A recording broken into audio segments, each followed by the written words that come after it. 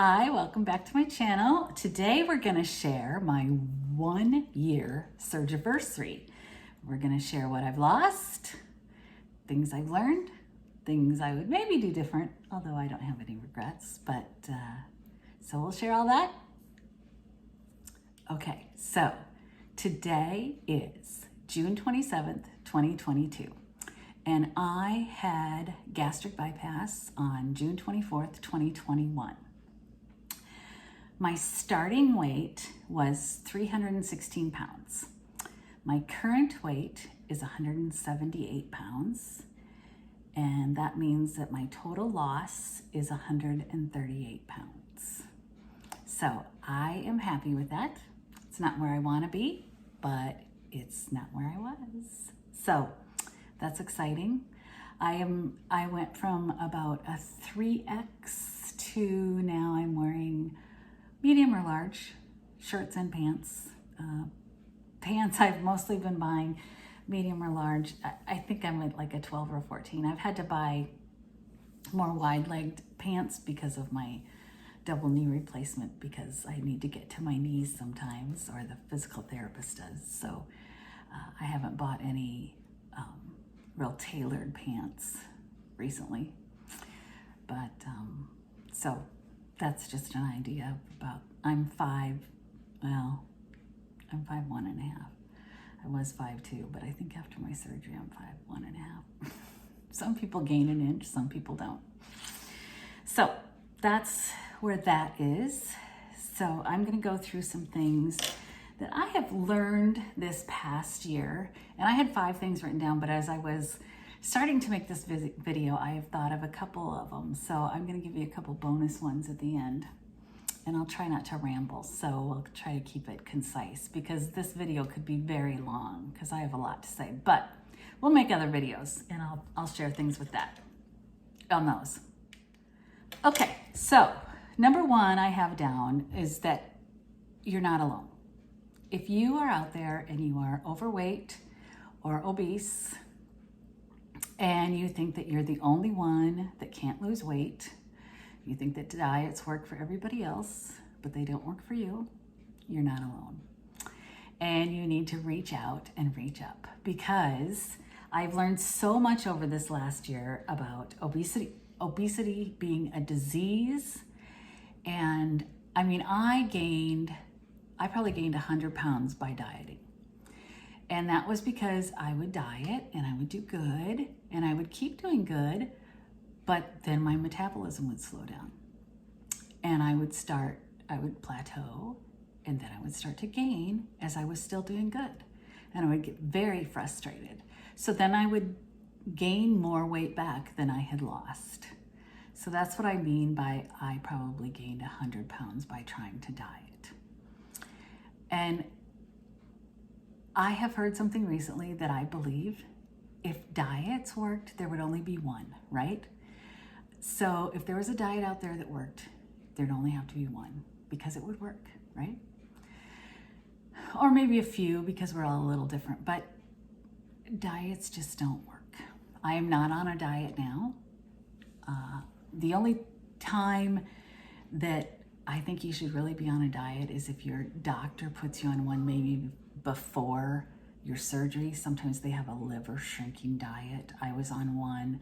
Mine was not all liquid. Some people are on all liquid diets for 2 weeks to a month. Some people it's 2 months. I can't imagine. But mine was like a 1,200 calorie diet, and then the last 2 days was a liquid diet. But that was specifically to shrink your liver. And your liver is on top of your stomach, and they want to be able to get to your stomach. So they want your liver as small as possible. And that, I believe, is the only diet that you should ever follow. Even if you're not having surgery. I think if you're deciding not to have surgery, which is fine, which is great, I think you really need to get help with it, because if you've tried many diets, if you've tried all the kinds of things that don't work, get somebody that you trust and have them help you with it, because it's a complicated, multifaceted disease and we need help understanding it. And I don't think the professionals understand it all yet. I know they don't. I know they don't. But there are other people out there. There's some groups on Facebook that you can join. One is called Baritastic. That's also an app for bariatric surgery. I'm sure there's others just for, even if you're not deciding to have surgery. But get on those and you won't feel so alone. I felt very alone in this. My husband is the best husband in the world, but he doesn't know what I'm going through. He has never been overweight. He has never had this surgery, and he just doesn't know what I'm going through. So find people, if there's no one physically around you, find people out there that know what you're going through, okay? So that was the first thing I learned. Okay, so the second thing, and these are not in any particular order except the way that I thought of them. One is not more important than the other. The second thing that I learned is that although this is not the easy way out, I would never say that to anybody because it's not. It does, however, show you results. It helps you get results, so it does give you incentive. And I'll give you a little example of that.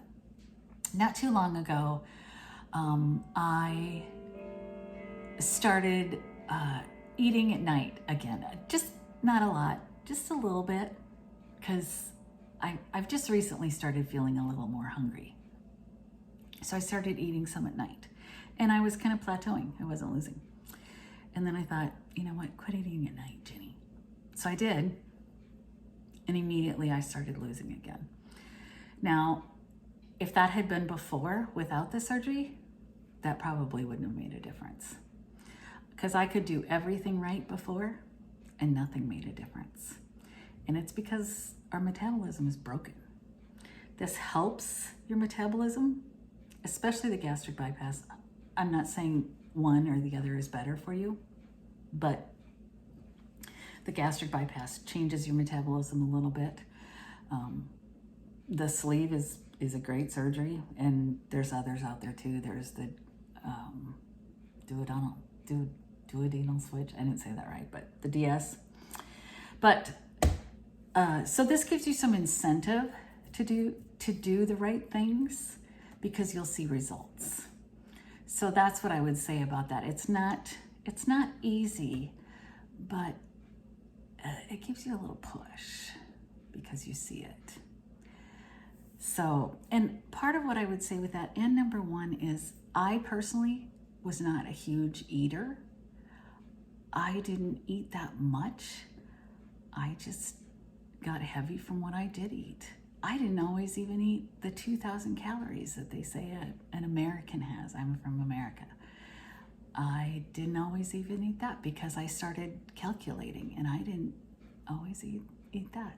Now, did I always eat perfect? Absolutely not. But I didn't eat enough to weigh over 300 pounds if I had a normal metabolism.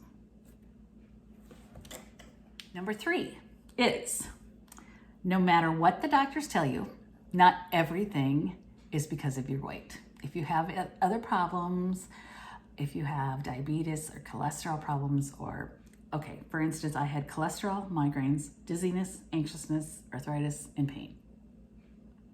I'll tell you how many of those were wiped out because of, and I had sleep apnea. I'll tell you how many of those were wiped out when I lost weight. 1, sleep apnea, got better. The rest of them did not. So if you are overweight or obese, don't let a doctor just tell you it's just because you're overweight. It isn't necessarily. Now, that doesn't mean that you shouldn't get healthier. I think we should all do everything we can to get healthier. And I think that I'm probably in a healthier place now. But all those things did not get better just because I lost weight.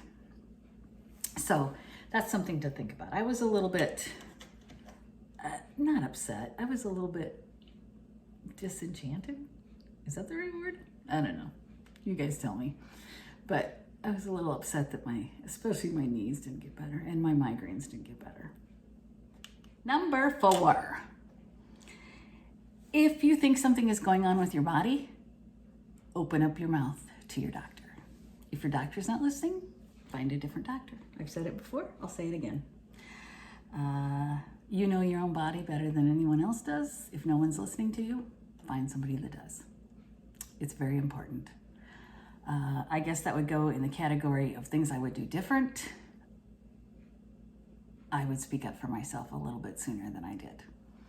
And that's the things we learn. And I make these videos because I want people to learn from the things that I've done. And that's what I would say is just listen to your body and speak up for yourself. 40. Number 5. I kind of touched on this one in number 1, but obesity is a chronic, multifaceted disease. And anybody who says it's your fault, they're wrong. They're just wrong. Also, anybody who says that you are beautiful when you're skinny and they didn't say you were beautiful when you were heavy are also wrong. You are beautiful when you're thin. You're beautiful when you are heavy. You're beautiful everywhere in between. God sees you that way. I see you that way.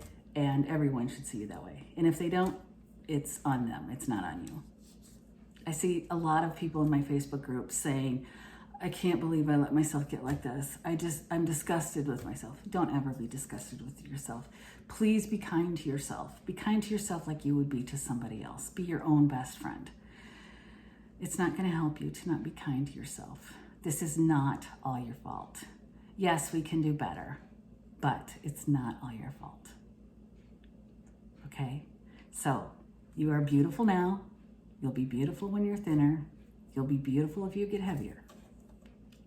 Okay, you stayed till the end. I can't believe it. Thank you. Okay, so this is bonus number 1, and that is that this surgery and the whole process can be hard on your body. Yes, I believe it's one of the best things I've ever done for myself, but it has also been hard on my body. I think the losing 138 pounds in a year has been stressful for my body. I think the surgery itself is stressful for my body. I haven't touched on my hair in this video. I have in many other videos. You see it's a lot shorter now than it even was in the last one. I lost a lot of hair. I lost 90% of my hair. It's starting to grow back now. I'm afraid now because I just had double knee replacement 2 months ago, almost 2 months ago, I'm gonna lose it again. But because surgery is just hard, on that, it's a shock to your body and your hair shows it. But don't expect to just, as you're losing weight, just feel better and better and better and better. You can work at feeling better and better, but it doesn't just happen. When you're first out of surgery, you are probably malnourished. Somebody better edit that out. Try to get all the water in you can. Try to get all the protein in that you can. Try to push yourself as much as you can with that. But also rest, because this is hard on your body. So give yourself grace. And remember that your body isn't going to bounce back. And although you're doing something that is healthier for your body, it's still a long road. Okay? My husband says I touch my face too much. What do you think? Here's bonus number 2. Your skin changes. And by that I mean 2 things. Your skin, I've talked about before that your skin gets almost like thinner. I think it bruises easier and you can have breakage of the skin a little bit easier. I'm also getting older, so maybe that's part of it, but I just noticed that I get, breaking of the skin very easy. If something bumps me or whatever, I get these things. I didn't have that before. I don't think I've aged, 10 years in a year. So that changes. Also, what I mean by it is if you feel like you have too much loose skin wherever it is, it tends to tighten up a little bit after you've been smaller for a while. I had very wobbly neck. I still have a wobbly neck. You can see it. But it was much more wobbly before, And I'm hoping as time goes on, it might tighten more. I'm hoping that my arms will tighten a little bit more. Of course, it's not all gonna snap back into place, but as you're smaller for a little bit longer, it will change. So I guess in saying that, if you're thinking about plastics, I wouldn't do it right away. I would at least wait a year after you are to your goal weight. That's what I would say. Okay, so that's the 5 things that I had, plus the 2 bonuses. And so I have more things to share with you. So I'm gonna make some more videos, and I have a really delicious drink recipe that I wanna share with you, especially if you like watermelon. So please subscribe, hit the bell notification, leave me a comment, and we'll see you in the next one. See you.